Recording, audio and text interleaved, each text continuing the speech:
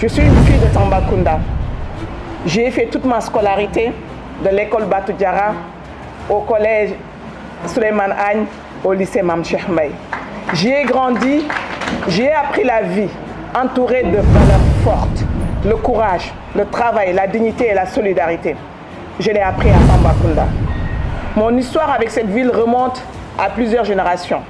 Monsieur le préfet, permettez-moi de revenir en arrière. Qu'est-ce qui fait qu'on est Tambacounda? Dans les années 50, mon grand-père est arrivé ici avec ma grand-mère, dont je porte le nom, Assietou Sarr. Mon père sur le dos, comme seul bagage. Je le répète, comme seul bagage.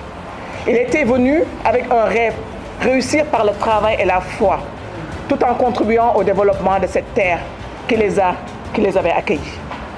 Il fut rapidement adopté par la population, au point qu'on l'appelait Gaïtamba. C'était un homme visionnaire, convaincu que le développement devait se conduire au-delà de Dakar, dans nos régions, là où bat le cœur du Sénégal. C'est dans cet esprit qu'il a créé l'une des premières boulangeries modernes à Tambacounda, ouvrant ainsi la voie à une économie, à une véritable économie locale. Aujourd'hui, sa vision continue de vivre. Plus d'une dizaine de boulangeries au niveau du Sénégal, créées par la famille, sont gérées par la famille, représentent plus de 200 emplois directs dans la région. Son parcours est un symbole de décentralisation réussie. Comme je l'ai dit tout à l'heure, je me bats pour cette décentralisation. Pour moi, les politiques publiques, c'est d'abord local, c'est d'abord départemental, c'est communal. Le Sénégal, c'est 14 régions, il ne faut pas l'oublier. Car il avait été accueilli, soutenu et guidé par des Tambacoundois. Cette hospitalité dont on parle au Sénégal, c'est aussi Tambacounda. Je pense que tous les chefs de service ne vont pas me démentir. Quand on vient à Tamba, on a du mal à quitter Tamba, en Tcham.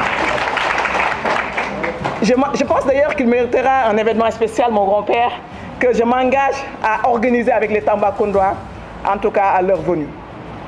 Le thème de cette journée, la vulnérabilité des filles, un facteur limitant leur réussite et de la promotion de l'excellence en milieu scolaire, est d'une importance capitale.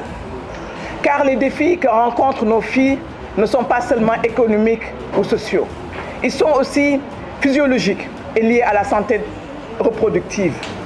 Parler d'hygiène menstruelle, c'est lever un tabou qui trop souvent empêche encore des filles d'aller à l'école. Je me souviens à un moment que les douleurs, tous les fins du mois, moi en tout cas personnellement m'empêchait d'aller à l'école. Je me souviens encore quand je faisais le bac, j'ai dû m'absenter même pour aller chez le proviseur parce que j'avais tellement mal au ventre que ça a continué encore d'être une de mes souffrances.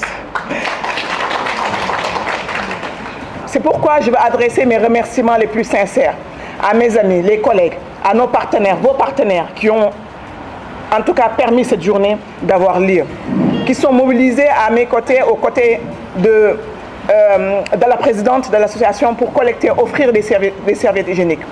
Ce geste simple est le moteur et porteur aussi de messages puissants. La solidarité féminine et communautaire pour changer des vies.